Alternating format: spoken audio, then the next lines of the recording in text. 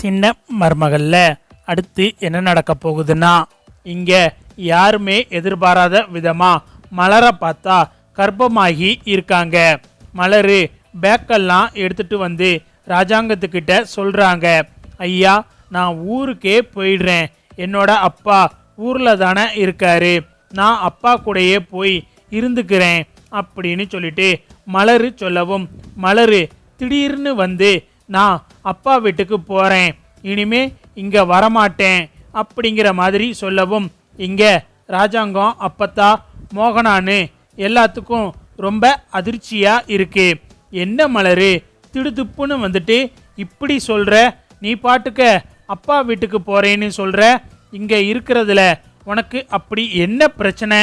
அப்படின்னு சொல்லிட்டு ராஜாங்கம் கேட்கவும், ஐயா நான் எதுக்கு இனிமே இங்கே இருக்கணும், இதுக்கு மேலேயும் நான் இங்கே இருந்தேன்னா இங்கே நடக்கிற ஒவ்வொரு விஷயத்தையும் பார்க்க பார்க்க எனக்கு ரொம்ப சங்கடமாக இருக்கும், இங்கே நடக்கிறது எல்லாத்தையும் பார்த்துட்டு என்னால் இங்கே இருக்க முடியல,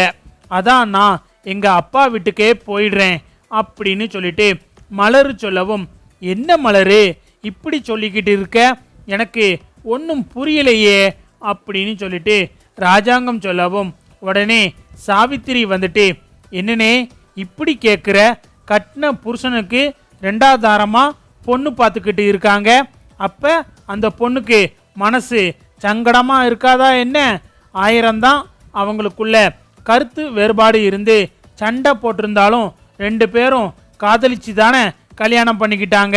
மலரை உருகி உருகி தானே போஸ் காதலிச்சான், காதலிச்சு அந்த பிள்ளையை கெடுத்து அதை வீட்டில் இருந்து மறைச்சி அதுக்கப்புறம் எல்லாத்துக்கும் தெரிஞ்ச பிறகு தான் மலர் கழுத்தில் போஸு தாலி கட்டுனான், என்னதான் இருந்தாலும் போஸோட காதல் வேணா பொய்யா இருக்கலாம், ஆனால் மலரோட காதல் என்னமோ உண்மை தானே, மலரு உண்மையாகவே தானே போஸை காதலிச்சா, அப்படி காதலிச்சு கல்யாணம் பண்ணிக்கிட்டவனை இப்போ திடுதுப்புன்னு இன்னொருத்திக்கு கட்டி கொடுக்க போறேன்னு சொன்னா அவ மனசு என்ன பாடுபடும், ஆயிரம்தான் இருந்தாலும் அவ போஸுக்கு பொண்டாட்டியா இருந்தவ தானே, அவ மனசு நோகாதா,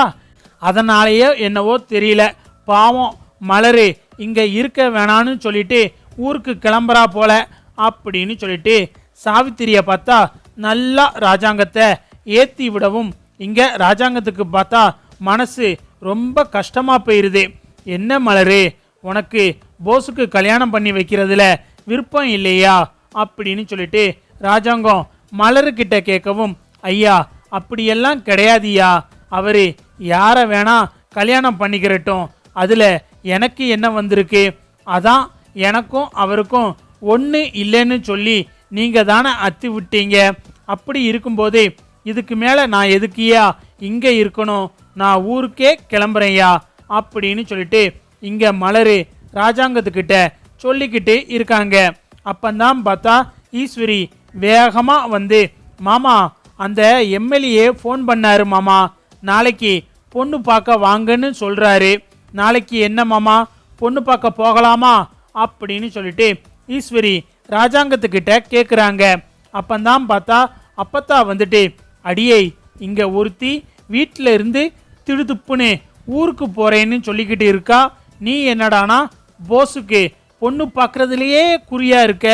என்னடி இவங்க ரெண்டு பேரும் பிரிஞ்சு முழுசாக ஒரு மாதம் கூட ஆகலை, அதுக்குள்ளே போஸுக்கு கல்யாணம்னு சொல்லிட்டு இப்படி காலில் சுடு தண்ணி ஊற்றிக்கிட்டு திரியிற அப்படின்னு சொல்லிட்டு அப்பத்தா ஈஸ்வரி கிட்ட கேட்கவும், அத்தை இவ தானே உங்கள் எல்லார் முன்னாடியும் என் பிள்ளை கூட வாழை பிடிக்கலன்னு சொன்னா,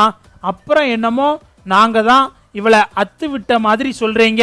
இவளா தானே வந்து கேட்டா, நாமளா கேட்டோம், நான் கூட கேட்டேன் என் பிள்ளை போஸோட மலரை சேர்த்து வைங்க, ரெண்டு பேரும் சேர்ந்து இந்த வீட்டில் வாழட்டும்னு சொல்லி கேட்டேன், அப்போ நீங்கள் எல்லாரும் அதுக்கு சம்மதிக்கலை, இப்போ என் பிள்ளை போஸு கொஞ்சம் திருந்தி வந்து வீட்டில் இருக்கிறவங்களோட உசுரை எல்லாம் காப்பாற்றி இருக்கான், அவன் இப்போ ரொம்ப நல்லவனாக மாறிட்டான், அப்படி இருக்கும்போது அவனுக்கு ஒரு கல்யாணம் பண்ணி வச்சு பேரம் பேத்தி எல்லாம் பார்க்கணும்னு சொல்லிட்டு எனக்கு ஆசை இருக்காதா என்ன, இவளா திமிரெடுத்து திரிஞ்சதுக்கு யார் என்ன பண்ணுவா அப்படின்னு சொல்லிட்டு ஈஸ்வரி சொல்லவும், இங்கே அப்பத்தாவால் எதுவுமே பேச முடியல, இல்லையா நான் ஊருக்கே கிளம்புறேன், என்னை மன்னிச்சிருங்க அப்படின்னு சொல்லிட்டு மலரு கிளம்பும் போது பார்த்தா பொத்துன்னு மயங்கி கீழே விழுந்துடுறாங்க. ஐயோ மலரு என்னாச்சு மலரு அப்படின்னு சொல்லிட்டு சாவித்திரியும் தாமரையும் வந்துட்டு மலரை வேகமா தூக்குறாங்க. ஐயோ மலரு என்னாச்சு மலரு அப்படின்னு சொல்லிட்டு இங்க அப்பத்தாவும் பார்த்தா ரொம்ப பதறிக்கிட்டு இருக்காங்க. மோகனா வந்துட்டு மலர் முகத்துல தண்ணி எல்லாம் தெளிக்கிறாங்க. அப்பந்தான் பார்த்தா மலரு கண்ணை முழிச்சு பார்க்குறாங்க. என்ன மலரு என்னாச்சு உனக்கு அப்படின்னு சொல்லிட்டு அப்பத்தா கேட்கவும், தெரியல அம்மாச்சி, பேசிக்கிட்டே இருக்கும்போதே மயக்கம் வந்துருச்சு அப்படின்னு சொல்லிட்டு மலரு சொல்லிக்கிட்டு இருக்காங்க. சரிங்க அம்மாச்சி, நான் ஊருக்கு கிளம்புறேன் அப்படின்னு சொல்லிட்டு பேக் எடுத்துக்கிட்டு மலர் கிளம்பவும், இருடி நான் தமிழ்ச்செல்விக்கு ஃபோன் போட்டிருக்கேன், தமிழ் இங்கே வாரேன்னு சொல்லியிருக்கா, உன்னைய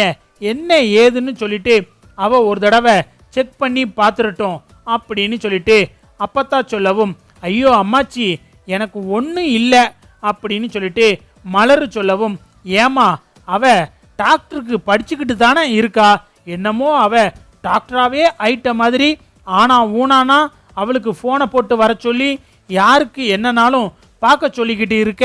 அப்படின்னு சொல்லிட்டு சாவித்திரி கேட்கவும், அடியை உனக்கு ஒன்றும் தெரியாதுடி, நீ பேசாம சும்மா இரு அப்படின்னு சொல்லிட்டு அப்பத்தா சொல்லவும், அப்பந்தான் பார்த்தா இங்க தமிழ் வராங்க.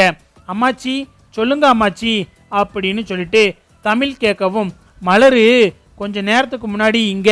மயங்கி விழுந்துட்டாடி, அவளுக்கு என்ன ஏதுன்னு கொஞ்சம் பாரேன் அப்படின்னு சொல்லிட்டு தமிழ்கிட்ட